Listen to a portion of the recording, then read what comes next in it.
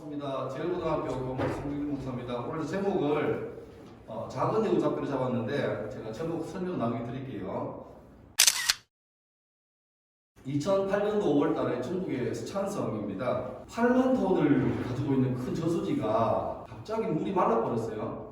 5시간 만에 100m가 넘는 큰 저수지에 물이 다 빠져버렸습니다. 그리고 물이 빠지니까 물 속에 있던 거대한 물고기들이 나오겠죠? 농부가 조화를 합니다. 그 같은 시기에 하늘에서 이상한 구름이 떠오르고요. 수십만 마리의 두꺼비가 갑자기 길을 막 지나가요. 사람들이 좀 무섭고 두려워서 신고합니다. 아무 이상하다. 뭔 일이 일어날 것 같다. 근데 문제는 중국에서 이걸 다 이렇게 쌩까죠.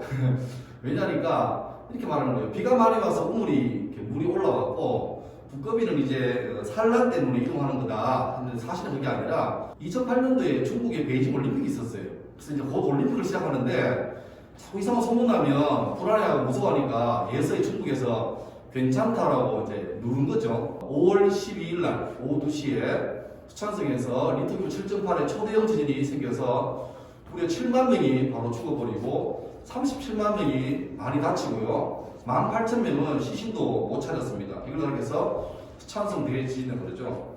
그때 사진 몇 개 볼게요. 건물이 다 무너져 버리고 완전히 다 무너져 버리고 그 속에서 정말 천만다행으로 살아남은 사람도 있고 안타깝게 목숨을 달리한 사람도 있습니다. 혹시 여러분 그 1, 29, 300 법칙이라는 말 들어보신지 모르겠어요. 앞으로 지금 중에 사회학 전공하실 분 있으면 많이 들을 텐데요. 보험회사의 직원이었던 하이니라는 사람이 수많은 사고들을 이렇게 접수해서 처리하다 보니까 이상하게 한 가지 패턴이 있다 해서 발견한 법칙인데요. 뭐냐면 초대형 사고, 참사라 부르는 사고가 한번 생기면 그 사고 생기기 전에 이러다가 대형 사고 날 것 같은데 라고 힌트가 될 만한 좀 큰 사건들이 한 29번, 30번 생긴대요. 그리고 그 밑에는 자잘하지만 이거 좀 위험할지 몰라 싶은 사소한 질문들이 한 300번 생긴대요. 그래서 이걸 이제 하이니 법칙이라고 그러는데 이런 말이죠. 한 번의 대재앙이 생기기 전에 29번의 경고가 있고 그 경고 전에는 300번의 신호가 있다는 거예요. 그래서 이 말은 만약에 300번의 사소한 신호들 아니면 29번의 경고들 중에 한 번만이라도 정신 차리고 사고를 수습하면 대재앙을 미리 예방할 수 있다는 거죠. 그래서 하이니 이런 말 했습니다. 바보는 늘 같은 실수를 되풀이하지만 똑똑한 사람은 늘 다른 실수한다. 다시 말하면 실수는 다 해요. 다 하는데 똑똑한 사람은 한 번 실수한 것에 대해서 정신을 차리고 수정하고 개선하고 발전하는데 어리석은 사람은 실수를 계속 같은 걸 반복해도 못 벗어난다는 거죠. 어쩌면 우리한테 적용해 보자면 중간고사 시험 치고 재앙을 막 봤죠. 무서운 재앙을 막 봤습니다. 근데 거기에서 내가 이 부분이 약하네라고 깨닫고 좀 보충해서 공부하고 한 사람은 이제 이번 기말고사 때는 그 재앙까지는 아닐 거예요. 그런데 그때 그 점수 맞고도 괜찮아 인생 뭐 있으라고 한 사람은 죄송하지만 이번 기말고사 때 또 다른 재앙을 맛볼 수 있을 거라고 생각을 합니다.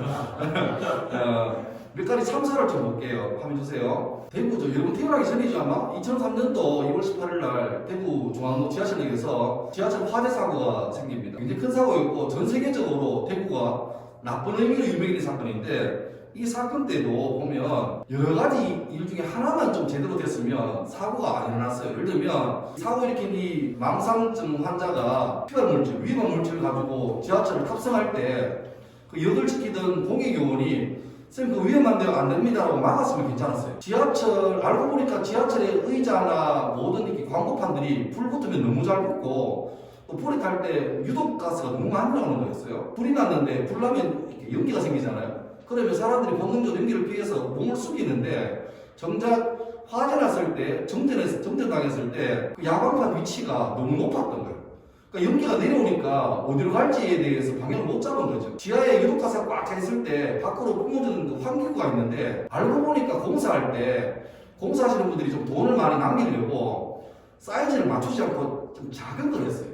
그리고 할 때 그걸 감독해야 할 공무원들이 설마 사고가 생기겠나 싶어서 눈 감아줬던 거죠. 만약에 그 중에 한 개만이라도 좀 잘 걸러졌더라면 이 정도 사고는 안 생겼는데 대형 사고 나서 수백 명이 죽고 난 다음에 조사해 보니까 어마어마하게 많은, 이때까지 이런 사고가 안 났던 이상만큼 많은 게 있었던 거죠. 우리나라 세월호 사고입니다. 2014년 8월 16일 날. 이것도 마찬가지예요.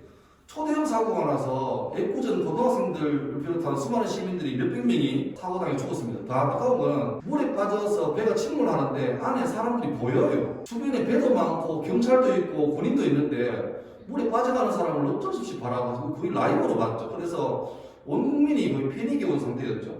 근데 이것도 사고 나서 뒤늦게 보니까 배에 실어서는 안 될 만큼 많은 무게의 짐을 실었던 거죠. 왜? 돈 때문에 더 많이 벌려고. 그리고 그걸 또 관리 감독하시는 공무원들도 설마 별일이 있겠어라고 넘어갔던 거예요. 또 사고 났으면 빨리 신고해야 되는데 신고를 받은 소방서 공무원들이 이런 말합니다. 어디에요? 배 위죠. 주소도 없는 바다 한가운데예요. 또 배가 이상하게 가는데 그걸 지켜봐야 될 그 관제센터에서는 설마 오늘 별일이 있겠어라고 하면서 그냥 화면만 켜놓고 다 그냥 지금으로 말하면 그냥 폰으로 게임하고 있고 답답하고 있는 거예요. 배가 기울어서 사고 당하는데 제일 안타까운 장면이죠. 선장과 직원들이 본래 이 사람들은 제일 마지막에 나와야 되죠. 책임감 때문에. 근데 아시겠지만 제일 먼저 도망친 사람이 그 배의 선장이었어요. 그리고 심지어 선장이 자기의 신분을 숨기기 위해서 선장 옷을 벗고 팬티 바람으로 튀어나가요. 그 자기는 처음에 선장이라 말도 안 하고 그냥 일반 그 승객처럼 있다가 뒤늦게 밝혀지는 거죠. 아, 왜 그랬을까? 거기에서 돌아가신 수많은 사람들이 말 잘 듣다가 움직이지 마세요. 곧 도와주러 옵니다. 그 말 잘 듣다가 그냥 생명이 그냥 끝나버렸죠. 안타깝습니다. 근데 반면에 또 다른 케이스도 있는 것 같아요. 하나 보실래요? 2009년도에 영화가 나왔죠. 썰리라는 영화였는데요. 뉴욕을 출발해서 노스캐롤라이나로 가는 비행기, 승무원 포함해서 155명의 사람을 태운 비행기가 공항 이륙한 지 2분 만에 새떼들하고 부딪히면서 양쪽 엔진이 다 불타버립니다. 900m 하늘에서 그때부터 4분 동안 비행기가 엔진 없이 그냥 날아다니는 거예요. 도무지 돌아갈 수 있는 상태가 안 돼서 이 기장이 할 수 없이 뉴욕에 있는 허드슨 강에 탈출하게 되죠. 그냥 강 위에다가 비행기를 그냥 착륙시킨 거예요. 근데 놀랍게도 그냥 하늘에서 비행기가 떨어졌는데 155명 한 명도 사망한 사람 없습니다. 5명 정도가 작게 다쳤고. 근데 이게 영화로 나왔는데 참 감동적인 거는 비행기가 떨어지면서 신고하죠. 비행기가 이상이 생겼다, 강에 추락할 것 같다 하니까 빨리빨리 신고돼서 이미 비행기가 추락할 때 강 한글에 해양경찰들과 소방관들이 와 있었고 심지어 그 강을 통과하는 배들도 구해주려고 대기 중이었습니다. 그리고 비행기가 강에 착륙하자마자 승무원들이 친절하게 다 피신시킨 다음에 맨 마지막에 이제 비행기가 강에 이렇게 침수되면서 허리까지 물이 들어오는데 맨 마지막에 그 비행기를 나온 사람이 바로 비행기 기장이었어요. 그러니까 마지막까지 혹시 남은 사람 그냥 찾아봤다가 그렇게 나온 거죠.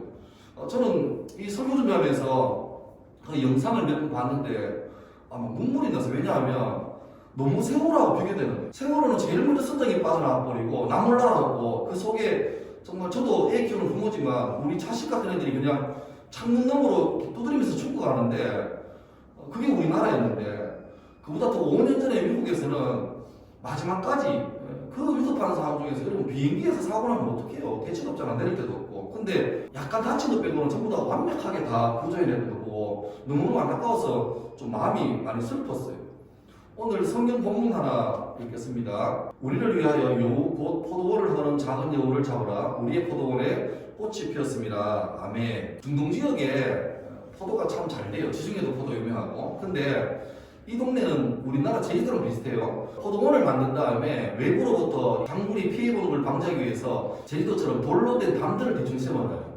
자, 그러면 이제 바다에서 포도가 잘 익어가요. 그럼 아주 포도 향이, 단 향이 나겠죠.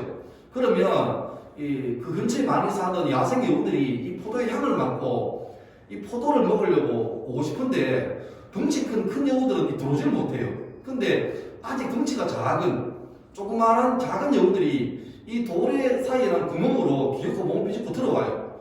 들어와서 바다에서 부피를 즐기는 거죠. 맛있게 막 포도를 따먹기도 하는데 우리 생각에 작은 여우 한 마리 들어와서 그 포도를 얼마나 넓은데 먹어봐야 얼마나 먹겠냐. 차라리 그냥 뭐 두세 송이 먹고 배불리 놔둬 싶은데 알고 보면 이 작은 여우 다니면서 그냥 다니는 게 아니라 나무를 막 헤치기도 하고 꽃을 떨어뜨리기도 하고 그래서 작은 여우 한두 마리만 밭에 들어와서 돌아다니면 가을에 이 주렁주렁 열린 포도는 구기도 못하고 전부 다 농사가 망쳐지고 맙니다. 화학에 보면 최소량의 법칙이 있습니다. 작물을 키울 때 여러 가지 요소가 많이 필요한데 많은 것을 더 많이 준다고 잘 자라는 게 아니라 제일 모자란 것, 그까지가 그 작물이 자라는 한계래요. 사람으로 적용하자면 여러분 태어나 보니까 집이 부자야. 뭐 엄마가 교수님이고 아빠가 의사야. 좋죠. 크다 보니까 중학생 때 벌써 키가 막 165야. 이뻐. 공부도 잘해. 대박이죠. 근데 만약에 다 좋은데 그 중에 하나 얘가 너무 죄송하지만 입만 열면 욕을 하는 거야. 쑤실 때마다 욕을 해. 그러면 그 친구의 그 한계는 뭐냐 하면 뛰어난 거, 좋은 거, 유리한 거 그게 아니라 그 친구의 가장 낮은 게 그 사람의 인성이에요. 더 발전하려면 그 사람이 가장 약한 부분을 올려주면 덩달아 다 같이 올라가는 거죠. 예를 들어 볼래요? 원래 초에 어흥이란 말이에요. 어흥. 어차피 웃음은 흥국생명. 그 프로 배구 여자 선수단인데요. 배구는 6명이 하거든요. 6명이 하는데 흥국생명은 국가대표가 4명이었습니다. 그리고 외국인 선수 1명. 그럼 끝난 거예요. 우리가 잘 아는 김연경 선수도 있지만 이재영, 이다영은 쌍둥이잖아요. 여러분 대단해요. 쌍둥이인데 둘 다 키가 180이야. 내 키가 181인데 이 언니들 너무 잘해요. 중고등학교 때는 청소년 대표했고 어른들이 국가대표하고 하나는 셌다 하나는 공격수인데 너무 잘해요. 그러니까 얼마나 좋았겠어요. 엄마도 얘들은 초등학교 때부터 초, 중, 고 전부 다 에이스입니다. 그런데 문제는 이 뛰어나는 거 아시겠지만 이 사람이 너무너무 잘 되고 유명하고 앞으로 대한민국을 이끌 차세대 리더가 됐는데 중학교, 고등학교 때 너무 잘하니까 아마 어쩌면 그 친구들이 자기 백업밖에 안 되는 것 같아. 어차피 우리가 다 할 거니까 너희들 뒤에서 그냥 전문용어로 시다발이나 해 이런 거죠. 그러다 보니까 자존감이 좋아지면 괜찮은데 자존감이 좋아지다 보니까 어떻게 해요? 자만심이 생기는 거죠. 배구는 팀 운동인데 동료들을 함부로 하고 또 이렇게 막 사고 치면 정당하게 징계를 해야 되는데 이 선수단에서 이 친구들이 너무 잘하니까 징계를 못 하는 거예요. 그러다 보니까 마음속에 어차피 우리를 막아줄 사람 아무도 없어 이래 되는 거지. 그리고 국가대표가 되고 광고도 찍고 예능 프로도 나오고 잘했는데 몇 해 전에 그 당했던 애들이 갑자기 소위 이제 학폭 신고를 하는 거예요. 처음에는 아니다 그랬어요. 저도 설마 저 이쁜 언니들이 그럴까 싶었는데 세상에 친구들이 막 나와. 차라리 처음부터 나올 때 미안한 데서 됐는데 안 그랬대. 억울하대. 내가 피해자래. 그러다가 막 전교가 막 나오고 여기저기서 저도요 나오니까 결국 뭐 날라가 버렸죠. 국가대표 다 박탈돼 버리고 그랬댔어요. 뭐가 아까웠어요? 실력이 없었나요? 안 이뻤나요? 다 좋았어요. 집안도 좋고. 그런데 그 사람이 발목을 잡는 것은 바로 가장 약한 부분이었어요. 인생은 B와 D 사이에 잘렸는데요. C라 그래요. 벌스와 데스 사이에 초이스라 그래요. 태어나서 죽을 때까지 어떤 것을 선택하는가에 따라서 그 사람의 삶의 질이 달라지는 거죠. 그래서 좋은 선택이 쌓이면 좋은 인생이 되는 거예요. 모죽이라는 대나무가 있습니다. 대나무는 심었는데 안 나요. 5년 동안 땅에서 나오지도 않아요. 그러니까 5년 지나면 조그마한 싹이 나와요. 그때부터 하루에 80cm씩 자랍니다. 그래서 한 달 동안 자라서 30m까지 자란 거예요. 알고 보니까 모죽은 5년 동안 싹도 안 나오는데 그 동안 많으니까 엄청나게 뿌리를 많이 내린대요. 수십 m까지 뿌리를 뻗은 다음에 이제 시작할 때부터 올라오는 거죠. 준비하는 거 쉽지 않아요. 남들이 보이는 건 좋은데 땅속에 준비하는 건 어렵죠. 근데 그 준비 과정을 잘 해놓으면 나중에 드러날 때 문제가 없는데 이걸 준비 못 해놓으면 나중에 크게 무너질 위험성이 있습니다. 제가 오늘 제목을 작은 여우 잡고 했는데 이제 좀 이해되나 보겠습니다. 여러분 우리 삶에 여러분을 도와주고 지지해주는 거 굉장히 많아요. 잘 돼가려고 도와주는 거 많아요. 쌤들도 도와주고 친구도 도와주고. 근데 작게 정말 사소하지만 작은 게 나를 앞으로 가는 걸 좀 막는 부분이 있을 거예요. 청소년 시기는 어떻게 살지 고민하고 방향을 잡고 또 태도를 배우는 시간이거든요. 근데 이게 쉽지 않아. 우리 빨리 잘 되고 싶고 좋은 고등학교, 좋은 대학 가서 멋지게 살고 싶은 게 욕심이 넘치잖아요. 근데 그 전에 준비하세요, 태도를 발휘하세요, 인성을 쌓으세요. 이거 굉장히 어려워요. 요즘 시대에는 청소년들은 그 비트코인 들어봤죠. 열심히 일해도 1년에 1억을 벌까 말까 하는데 아니 비트코인 사놓으니까 뭐 몇십억을 버는데 한 달 일해도 월급을 몇만 받을까 말까 하는데 로또 플러스 잘 되면 몇십억을 번대. 그러니까 우리 마음속에 성실하게 열심히 사는 것보다 인생 뭐 있어 한 방이지 이렇게 굉장히 강해요. 저도 살아보니까 저도 아재인데 살아보니까 중요한 건 태도 같아요. 하나님이 여러분에게 굉장히 삶을 기대하시는데 대단한 사람들아 큰 사람들아 이것보다 삶을 어떻게 한순간마다 태도를 가지는가가 굉장히 중요합니다. 그래서 오늘 제가 딱 한 가지 팁만 드리고 마칠게요. 여러분 삶에 있는 귀여워 보이고 작아 보이고 사소해 보이지만 그 작은 여우 한 마리가 있을 거예요. 그 여우 방치하면 그것 때문에 인생 전체가 다 날아갈 수 있습니다. 그래서 반드시 하나님 여러분을 바로 살기를 바라시고 오락교 쌤들 여러분을 바로 살려고 도와주니까 내 삶에 들어와 있는 작은 여우 그거 반드시 발견해서 잡고 좋은 태도를 잘 쌓아서 멋진 삶을 살 수 있기를 주 이름으로 축원합니다. 아멘. 하나님 은혜를 감사합니다.